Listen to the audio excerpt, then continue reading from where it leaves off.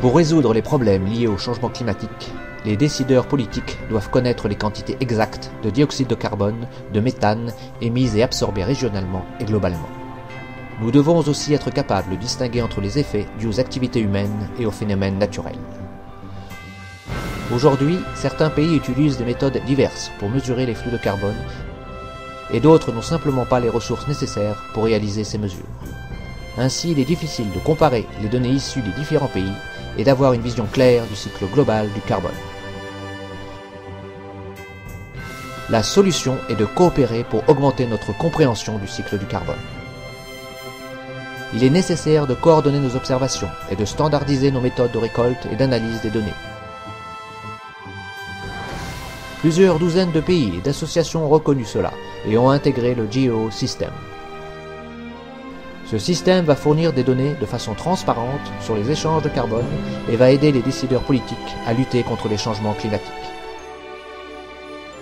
Et dans le même temps, cela va nous donner l'occasion, pour la première fois, d'obtenir des données claires et d'arriver à un accord juste et équitable sur le carbone. What's going to be extremely important is for us to get regional data.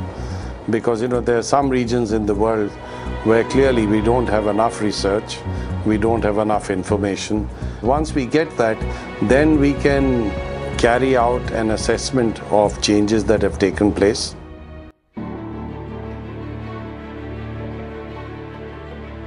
Au cours des 5 dernières années, nous avons commencé à établir un système global d'observation et d'analyse. Les rapports du GEO nous montrent où nous en sommes et ce que nous devons encore améliorer. Aujourd'hui, des centaines de stations mesurent le carbone dans l'atmosphère, au-dessus des continents, dans les océans, mais nous devons ajouter des stations de mesure, spécialement dans les zones sous-représentées. GEO va coupler ses observations au sol à celles des satellites qui mesurent les gaz à effet de serre. Les satellites couvrent toute la planète en quelques jours.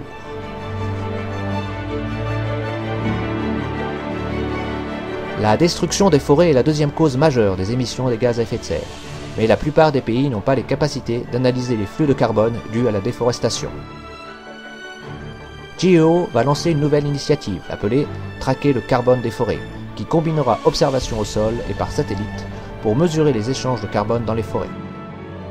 Cette initiative contribuera aux conventions sur les changements climatiques des Nations Unies.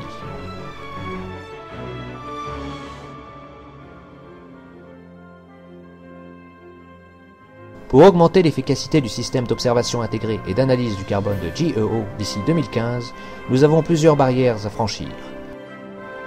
Tous les pays doivent densifier leur réseau d'observation du carbone en respectant les standards de GEO.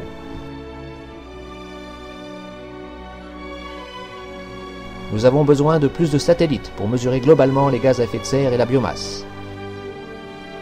Nous avons besoin de standards et de pratiques communes dans le monde entier. Et nous avons besoin d'une politique qui permette un accès libre aux données. The more information we have with respect to the carbon balance that we have in our atmosphere, the better that our delegates and the Secretariat can guide the political discussions that need to take the difficult decisions on agreements among countries. GEO est à la recherche d'un plus grand nombre de partenaires internationaux pour se joindre à nous et intégrer le système d'observation et d'analyse du carbone. Nous pourrons ainsi vous fournir une information juste et fiable sur les échanges de carbone.